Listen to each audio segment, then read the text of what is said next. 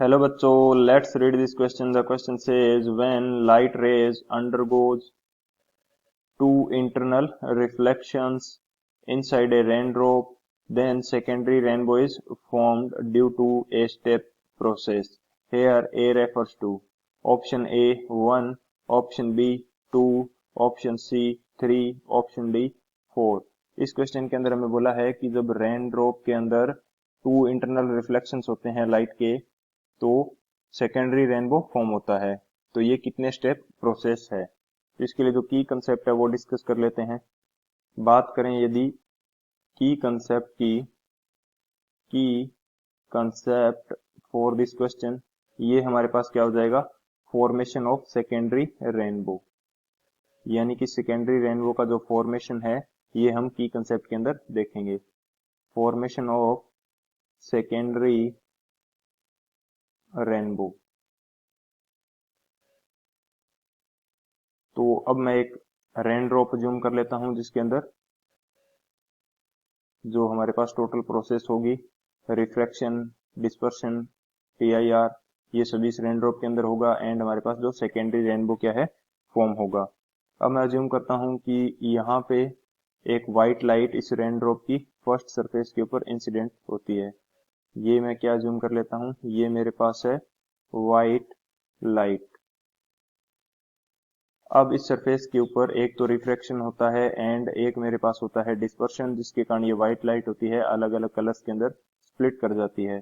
मैं यहाँ पे जो टू एक्सट्रीम कलर्स हैं उनको ले लेता हूँ, रेड एंड वायलेट, एंड इसको शो करते हैं कि ये किस प्रकार से होगा. तो ये व्हाइट लाइट यहाँ से टू कलर्स के अंदर स्प्लिट कर जाएगी. तो ये मेरे पास क्या होंगे, टू कलर्स जो स्प्लिट कर रहे हैं. इस कलर को मैं बोल देता हूँ वॉयलेट कलर है, एंड इस कलर को मैं बोल देता हूँ कि ये मेरे पास क्या है, रेड कलर. अब इस सेकंड सरफेस के ऊपर यहाँ पे क्या होगा, हमारे पास टी आई आर. तो ये रेज हैं, ये क्या कर जाएंगी, टोटल इंटरनली रिफ्लेक्ट कर जाएंगी. किस तरह से, ये हमारे पास कुछ इस तरह से टोटल इंटरनली रिफ्लेक्ट करेंगी, कुछ इस तरह. एंड फिर से इस सरफेस के ऊपर क्या होगा, एक टोटल इंटरनल रिफ्लेक्शन हो जाएगा. जब फिर से टोटल इंटरनल रिफ्लेक्शन होगा तो ये जो मेरे पास वॉयलेट कलर है ये कुछ इस तरह यहाँ पे आ जाएगा, एंड जो रेड कलर है, वॉयलेट कलर कुछ इस तरह यहाँ पे आ गया, एंड जो मेरे पास रेड कलर है ये कुछ इस तरह से यहाँ आ जाएगा.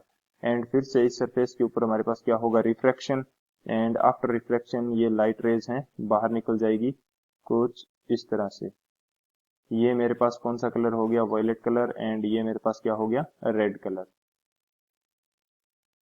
तो ये हमारे पास क्या होता है, फॉर्मेशन ऑफ सेकेंडरी रेनबो. तो अब यहाँ पे जो स्टेप्स हो रही हैं उनको मैं यदि नेम दूं, तो यहाँ मेरे पास हो रही है फर्स्ट स्टेप, यहाँ मेरे पास हो रही है सेकंड स्टेप, यहाँ हो रही है मेरे पास थर्ड स्टेप, एंड यहाँ हो रही है मेरे पास फोर्थ स्टेप. तो फर्स्ट स्टेप के अंदर हमारे पास क्या हो रहा है, ये हमारे पास हो रहा है रिफ्रैक्शन प्लस डिस्पर्शन. ये दो चीजें फर्स्ट स्टेप के अंदर हमारे पास हो रही हैं.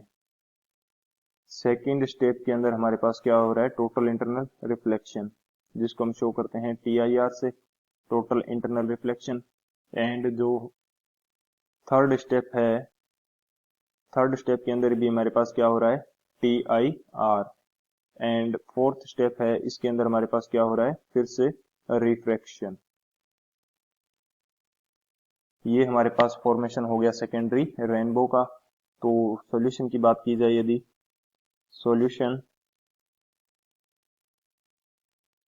में हमारे पास क्या हो जाएगा, फॉर्मेशन